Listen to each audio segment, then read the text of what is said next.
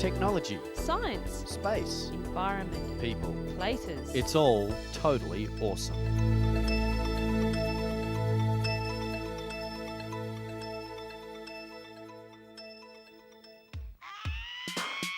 Welcome once again to Totally Awesome. Today we're devoting the whole show to animals. The weird and wonderful, large and small, cute and cuddly, and of course, endangered animals from around the world.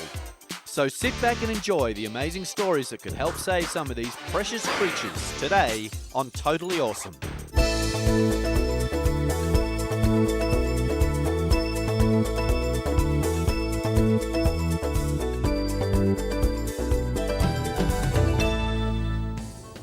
Not far from the centre of a major city, this reserve has become a nursery for the water vole. If you've ever read Kenneth Grahame's Wind in the Willows, you may recognise the vole as the character Ratty in the story. The tiny mammal was once numbered in the hundreds of millions across the UK. Now their numbers have been reduced to less than 1 million. Well, in a last-ditch attempt to save the water vole, more than 200 are being released onto a suburban wetland reserve, where it's hoped they'll go forth and multiply. A team of conservationists have come together and with the help of £10,000 in funds have embarked on a project to save the vole. They are slowly releasing about 100 of the furry creatures onto the wetland, in the largest reintroduction scheme ever attempted with the species.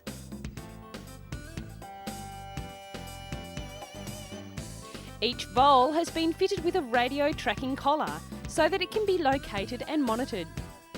The biggest threat the vole has to face is the American mink. It takes over the vole's burrow, giving the vole nowhere to go and at a greater risk of other predators.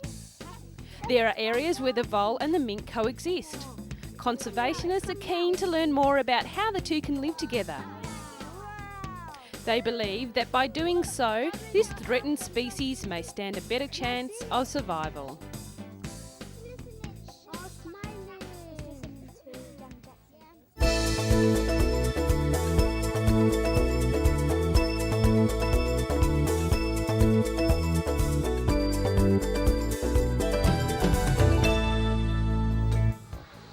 We promised cute. Take a look at this little girl. Tana, an African elephant, was born at the Berlin Zoo in May and has been attracting a huge audience ever since. Zookeepers were initially concerned that the calf's mother, 20-year-old Pori, might reject her firstborn. But according to zoo officials, the mother has become accustomed to the new situation and is doing a fine job in raising little Tana. Elephants are very sociable animals. It's hard to believe that this cute little one will be that big and heavy one day. Unfortunately, the African elephant is on the endangered species list, mainly due to the ivory trade. Ivory comes from the elephant's tusks and has been made into jewellery, fishing hooks and knife handles, among other things. The government has banned the trading of ivory. However, there is always someone willing to buy products and poachers go to work to supply goods. While little Tana is safe here with her mother, under the watchful eye of zookeepers, it's the plight of her species that should be catching the crowd's attention. Hopefully, the awareness she is bringing will be enough to change people's attitudes. It must have been a busy day for the storks, because on the same day Tana was born, so was Alban, a male dwarf hippopotamus. After being pregnant for 173 days, his 13-year-old mother, Aeanis, gave birth to the 2-kilogram baby.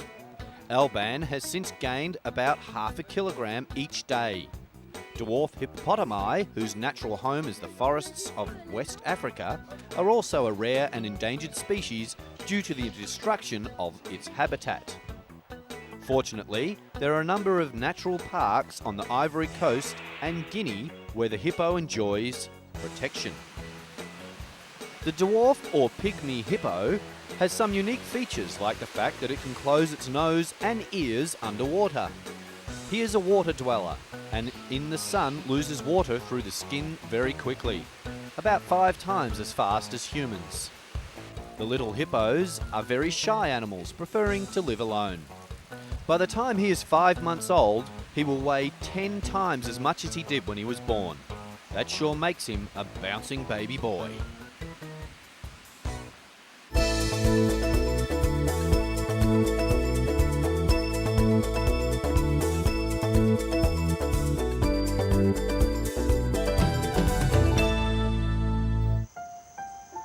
It wouldn't be unusual for you to ask, what is it? Or why does this animal look so bizarre? This rather strange looking animal is an okapi, a relative of the giraffe, and is only found in the Democratic Republic of Congo. With its gentle eyes and zebra markings, this unusual animal was only discovered at the beginning of the century. Some say because it's so shy and secretive. A wildlife reserve which spreads out for almost 14,000 square kilometres and named after the okapi was established in 1992 to try and protect the natural riches in the forest. With a population of around 30,000 animals, this is the last remaining natural habitat for the okapis in the world. For years there's been a breeding station for captive okapis here at Epaloo. They live in large shady enclosures fed by the local Bambuti pygmies.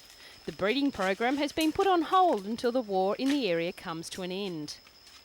The pygmies trek daily to the nearby forest to collect a variety of leaves for the okapis. These are then washed and hung on the line. It's an exercise that's repeated twice a day. According to park officials, before the Congo Wars began in 1996, the main problem in the park was the poaching of elephants for their ivory and other small animals for food. Now there's an even bigger problem with the discovery of Colombo tantalite, or coltane. Coltane is a type of ore. The tantalum, which comes from the coltane, is used in mobile phones, computer chips and stereos. Earlier this year, the park was invaded by thousands of illegal miners seeking fortunes. To try and solve the invasion, the park officials asked the rebel armies in the area to help protect the rare flora and fauna of the park. The rebels offered to train and arm rangers to patrol the park, but with less than 60 trained and not very well equipped guards to protect the massive areas of the park reserve, there's still little that the Wildlife Authority in Epaloo can do to prevent the poaching. And it's not only the soldiers poaching for bushmeat and ivory who are killing the animals. The miners who flooded into the forest last year also need to eat, adding to the guards' problems.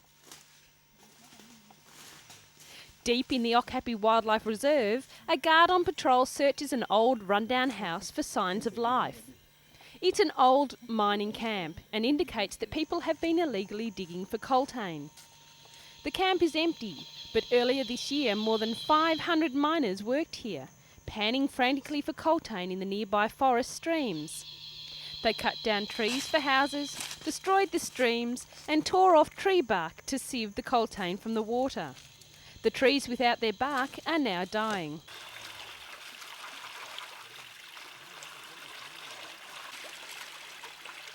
Further on, a patrol finds a group of miners quietly at work. These are local farmers hoping for quick riches. Caught by the guards, their equipment is confiscated and they're led off to jail at the Wildlife Reserve headquarters. According to the rangers, the patrols are helping to curb the destruction of the huge forest.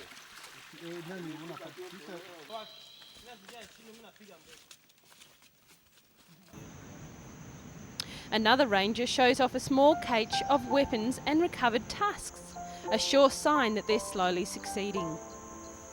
The okapis have survived the turmoil in the chaotic Central African country, but whether they will survive this new invasion remains to be seen.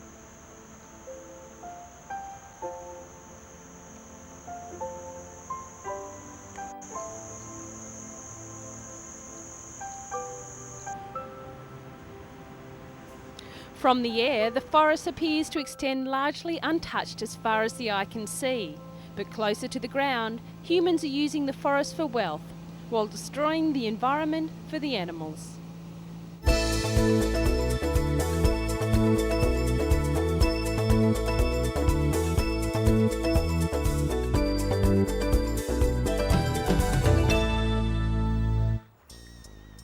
Here at the London Zoo, an international campaign is on to save one of the most mystical and mysterious creatures of the oceans, the seahorse.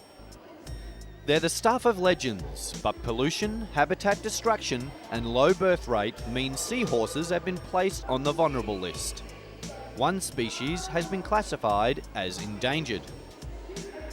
The seahorse has a very unusual breeding ritual, with the male and female forming a bond that has them sticking together for life. They reinforce this every morning with a little courtship dance by linking their tails and swimming through the sea grasses.